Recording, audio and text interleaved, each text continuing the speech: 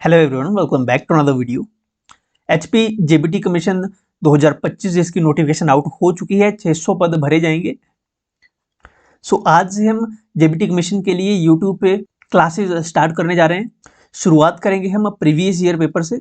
देखिए, आपने previous year paper JBT commission का देख लिया होगा, आपने रिवाइज भी किया होगा, लेकिन हम डिटेल में इस प्रीवियस ईयर पेपर को डिस्कस करेंगे और क्वेश्चन के पैटर्न को समझेंगे कि किस प्रकार के क्वेश्चंस आपके एग्जामिनेशन में आ सकते हैं। अभी तक जेबीटी कमीशन केवल एक बार हुआ है 2019 में, ये पहली बार हुआ था 2019 में। उसके बाद अभी तक कोई भी कमीशन नहीं हुआ है जेबीटी का हिमाचल प्रदेश में। तो स्टार्ट करते हैं हमारा। आज हम जीके पोर्शन से शुरुआत करेंगे। एचपी जीके से।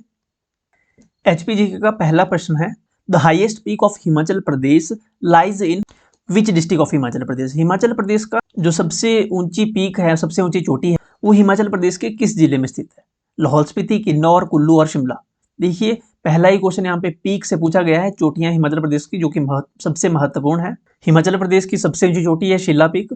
शिला पीक किन्नौर में है। ऑप्शन सी करेक्ट होगा, किन्नौर।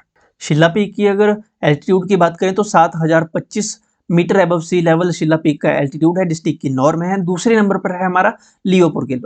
लियोपुरगिल 6791 मीटर की हाइट पर है, एल्टीट्यूड पे है, ये भी किन्नौर में है। और थर्ड जो शिपकी ला है, शिपकी पीक है, ये भी थर्ड वन 6068 मीटर की हाइट पे है, डिस्ट्रिक्ट किन्नौर में है। तो पहले तीन जो पीक हैं हिमाचल प्रदेश के सबसे ऊंचे, वो डिस्ट्रिक्ट किन्नौर में है।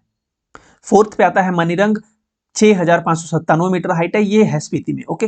और फिफ्थ पे मुलकिला है, मुलकिला पीक 6520 मीटर, ये लाहौल स्पीति में। और किन्नर कैलाश सिक्स्थ पे, किन्नर कैलाश ये किन्नौर में है। 6500 मीटर की हाइट पे किन्नर कैलाश। ऑप्शन यहाँ पे हमारे पास होगा करेक्ट सी।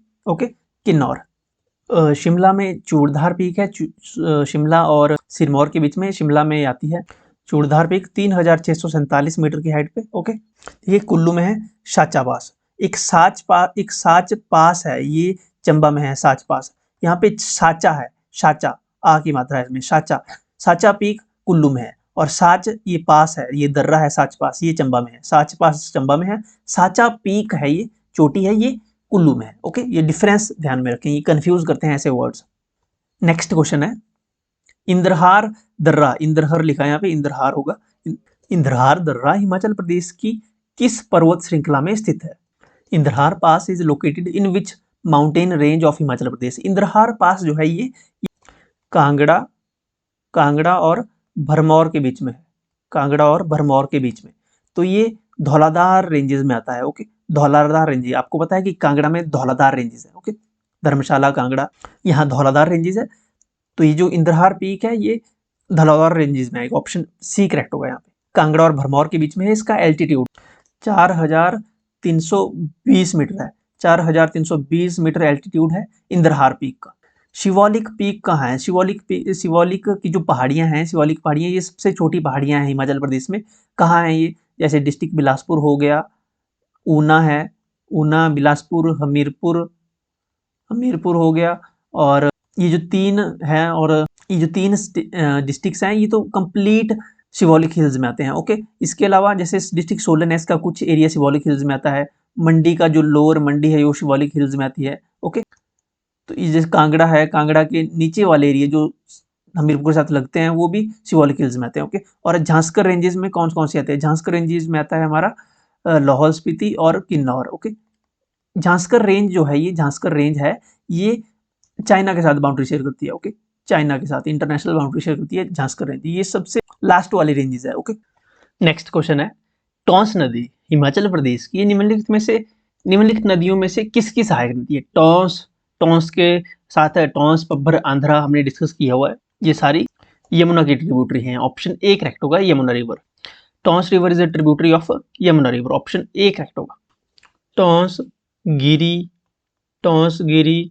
पब्बर, आंध्रा, ये ट्रिब्यूटरीज हैं यमुना की। यमुना का प्राचीन नाम क्या था? यमुना का प्राचीन नाम था कालिंदी।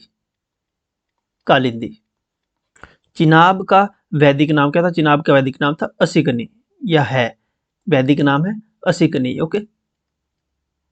यानी जो नाम वेदों में लिखा गया है, यानी चिनाब नदी को असिकनी नाम से संदर्भित किया गया है वेदों में। तो जो वेदों में लिखा है चिनाब नदी को असिकनी नाम से संबोधित किया गया है, तो असिकनी इसका वैदिक नाम हो गया। चिनाब की ट्रिब्यूटरीज चंद्रा और भागा से मिलकर बनती है, तो चंद्रा भागा इसकी ट्रिब्यूटरीज हैं। यमुना की हमने डिस्कस कर ली। ब्यास, ब्यास की देखिए ब से ब्यास, ब से ही इसकी ट्रिब्यूटरीज है, जैसे ब से बनेर, बाणगंगा, बनेर बाणगंगा कांगड़ा में है, सारी ट्रिब्यूटरीज है। बनेर हो गया, बाणगंगा, इसके बाद आ जाएगा अब कुल्लू में तो पार्वती, सैंज नाला, सैंज ट्रिब्यूटरी है इसकी, सैंज। तीर्थन हो गई, सैंज, तीर्थन, हारला, ऊहल। ओके, ये सारी ट्रिब्यूटरीज हैं व्यास रिवर की। व्यास का वैदिक नाम अर्जिकिया और संस्कृत नाम क्या था इसका? संस्कृत नाम है विपाशा। रावी, रावी का वैदिक नाम पुरुषाणी, पुरुषाणी वैदिक नाम था, यानी जो वेदों में लिखा गया, और इसका संस्कृत नेम रावी का Iravati. Okay, Iravati.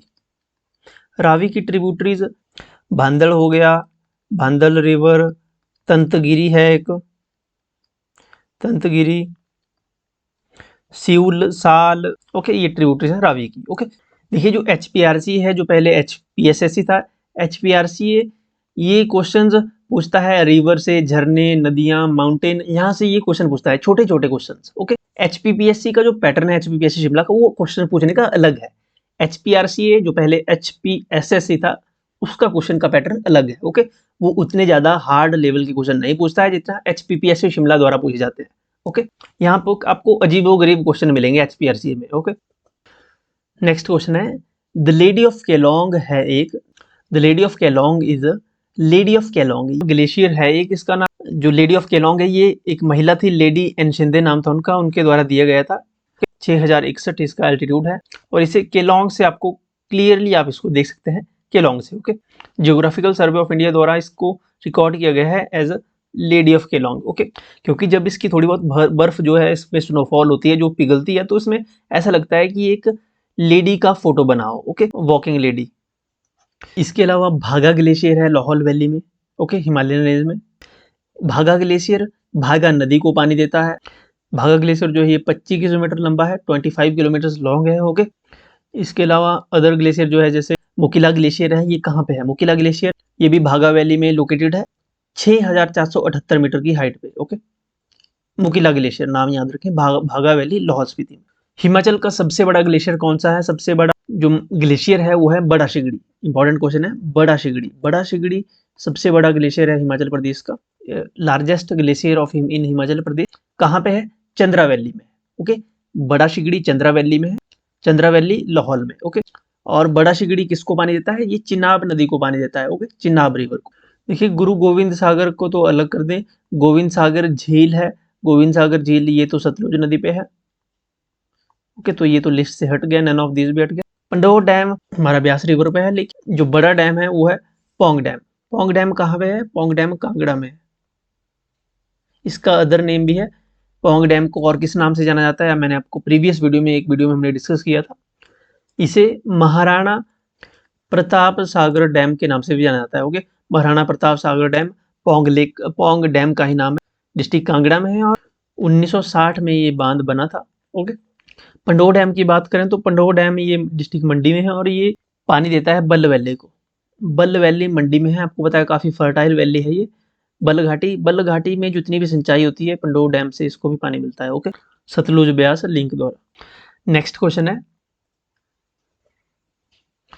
Which country aided the government of Himachal Pradesh to start the Swan river flood management project?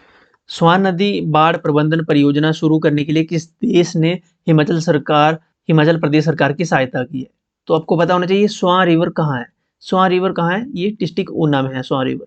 इसे दुखों की नदी भी कहा जाता है, पहले तो आप ये जान लो, दुखों की नदी स्वां रिवर, क्योंकि इसमें हमेशा बाढ़ आती रहती है। ओके, इसमें जो देश हेल्प कर रहा है बाढ़ प्रबंधन परियोजना में वो है Japan country. Option A correct होगा। ये जो स्वां नदी है इसके नाम से ही स्वां घाटी भी आप पढ़ेंगे। स्वां घाटी जिसे जसवां दून घाटी के नाम से भी जाना जाता है, जसवां दून घाटी। ओके, अगर ऐसा पूछा जाए कि ऊना जिले को कौन सी नदी दो भागों में बांटती है, तो वो नदी है Swan river. Okay, important river है ये ऊना की। ओके, नेक्स्ट क्वेश्चन है, सेचू तुआ नाला वन्यजीव अभयारण्य हिमाचल प्रदेश के किस जिले में स्थित है? Sechu Tuan Nala wild life sanctuary is located in which district of Himachal Pradesh? Sechu Tuan Nala district Chamba में है। ऑप्शन डी करेक्ट होगा, डिस्ट्रिक्ट चंबा में। सेचुतुआनाला का जो एरिया है वो है 103 square kilometre. Okay, 103 kilometre square. और इसकी फॉर्मेशन हुई थी 1962 में। बहुत सारे वाइल्ड लाइफ सेंचुरीज है हिमाचल प्रदेश में जिनकी फॉर्मेशन 1962 में हुई। जैसे चंबा का एक और है कुगती वाइल्ड लाइफ सेंचुरी, इसकी फॉर्मेशन में 1962 में हुई थी। ये कुगती वाइल्ड लाइफ सेंचुरी काफ़ी बड़ी है, 379 स्क्वायर किलोमीटर इसका एरिया है। मंडी की अगर बात करें, मंडी से क्वेश्चन पूछा जाता है। मंडी में वाइल्ड लाइफ सेंचुरी जो है, मंडी में मेनली 3 वाइल्ड लाइफ सेंचुरी है। एक तो है Bandli wild life sanctuary, Bandli wild life sanctuary district Mandi में है, बांदली हो गया। एक नारगो वाइल्ड लाइफ सेंचुरी है, और एक शिकारी देवी है तो फेमस है। ओके, शिकारी देवी वाइल्ड लाइफ सेंचुरी, इसमें सबसे बड़ी है Nargu wild life sanctuary. Okay, 278 square kilometre इसका एरिया है। अगला क्वेश्चन है, नेक्स्ट क्वेश्चन है, which district of Himachal Pradesh has no area under apple cultivation? सेब की कल्टीवेशन, किस जिले का कोई भी क्षेत्र सेब की खेती के अंतर्गत नहीं आता है? ऐसा कौन सा क्षेत्र? देखिए, अब तो जो लोअर हिमाचल के एरिया है जैसे बिलासपुर, हमीरपुर, यहाँ भी एप्पल की कल्टीवेशन होने लगी है। तो देखिए, अगर ऑप्शन में भी देखें अगर, तो शिमला में कल्टीवेशन होती है एप्पल की, कुल्लू में होती है, सोलन में होती है, किन्नौर में होती है, लाहौल स्पीति में भी होती है। तो यहाँ तीनों ऑप्शन करेक्ट हैं, तीनों ऑप्शन में होती है एप्पल कल्टीवेशन। तो इसमें ऑप्शन डी ही करेक्ट होगा, नन ऑफ दीज। इनमें से कोई भी ऐसा डिस्ट्रिक्ट नहीं है जहाँ सेब की कल्टीवेशन नहीं होती है, नो एरिया। ओके, तो यहाँ पे ऑप्शन डी करेक्ट आएगा। कुल्लू में सबसे पहले कैप्टन आरसी ली ने सबसे पहले कुल्लू में उसने ब्रिटिश किस्म के सेब के जो है बूटे लगाए थे, सेब के पौधे लगाए थे सन 1870 में। ओके, 1870 में आरसी ली द्वारा ब्रिटिश किस्म के ये एप्पल के जो है प्लांट्स लगाए गए थे आरसी ली द्वारा। शिमला की बात करें अगर, तो शिमला में सबसे पहले मशोबरा में सेब के बगीचे लगाए गए थे, मशोबरा में शिमला 1887 में। ओके, 1887 में। इसके बाद कोटगढ़ में लगाए गए थे जो सैमुअल इवान स्टोक्स थे ना, सैमुअल इवान स्टोक्स के द्वारा। इन्होंने काफ़ी बाद लगाए थे, 1918 के करीब इन्होंने सेब के बगीचे कोटखाई में लगाए थे। ओके, सैमुअल इवान स्टोक्स द्वारा। विद्या स्टोक्स जो थी विधानसभा स्पीकर, उनके पति ने। अगला क्वेश्चन है, Himachal Pradesh state electricity board was constituted in which year? Himachal Pradesh का जो राज्य विद्युत बोर्ड, हिमाचल प्रदेश का राज्य विद्युत बोर्ड किस वर्ष गठित हुआ? इलेक्ट्रिसिटी बोर्ड की फॉर्मेशन, राज्य विद्युत बोर्ड का गठन 1971 में हुआ था, 1971 में हुआ था, 1 सितंबर 1971 को। तो यहाँ पे 1975 दिया है, 1983 दिया है, 1978 दिया है। तो इनमें से कोई भी ऑप्शन सही नहीं है, ऑप्शन डी करेक्ट होगा। ओके, इनमें से कोई नहीं। 1971 को जल विद्युत बोर्ड की स्थापना हुई थी। 1983 को क्या हुआ था? 1983 को हिमाचल प्रदेश लोकायुक्ता एक्ट पास हुआ था। Okay, Lokayukta act. हिमाचल प्रदेश के पहले लोकायुक्त कौन थे? हिमाचल प्रदेश के पहले लोकायुक्त जो 1983 में नियुक्त किए गए थे, उनका नाम था TVR टाटाचारी हिमाचल प्रदेश के पहले लोकायुक्त थे। ओके, इलेक्ट्रिसिटी बोर्ड की स्थापना 1971 में हुई थी, तो हमने डिस्कस कर लिया। ओके, अगला क्वेश्चन है क्वेश्चन नंबर 45। कालका शिमला रेलवे लाइन की लंबाई कितनी है? लेंथ ऑफ कालका Shimla railway line is approx 96 kilometre. Okay, लगभग 96 किलोमीटर के करीब इसकी लेंथ है। 96 पॉइंट समथिंग है, 96.6 किलोमीटर। ओके, तो एग्जैक्ट 96 नहीं है, 96 से थोड़ा ज़्यादा है। ओके, तो ऑप्शन बी करेक्ट होगा इसका। 96 किलोमीटर लंबी है कालका शिमला रेलवे लाइन। इसको ओपन किया गया था, कब ओपन हुई थी कालका शिमला रेलवे लाइन? कालका शिमला रेलवे लाइन ओपन हुई 9 नवंबर 1903 को। 1903 को उस समय लॉर्ड कर्जन उस समय वॉयसरॉय थे भारत के। ओके, भारत के वॉयसरॉय लॉर्ड कर्जन के कार्यकाल के दौरान सन 1903 में कालका शिमला रेलवे लाइन की शुरुआत हुई थी। 96 किलोमीटर इसकी लेंथ है, और इसमें ये जो ऑप्शन में 102 दिया है, ये टनल्स हैं। ओके, 102 सुरंग हैं, टनल्स। Okay, tunnels 102। शुरुआत में 107 टनल थी इसमें, लेकिन कुछ क्लोज कर दी गई है, कुछ टूट गई है, कुछ वगैरह। ओके, तो 102 है।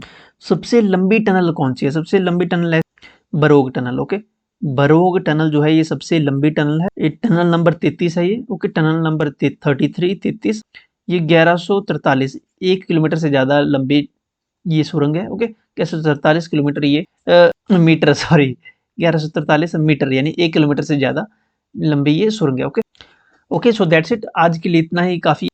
कल से इसे आगे कंटिन्यू करेंगे, तो चैनल को सब्सक्राइब कर लीजिएगा।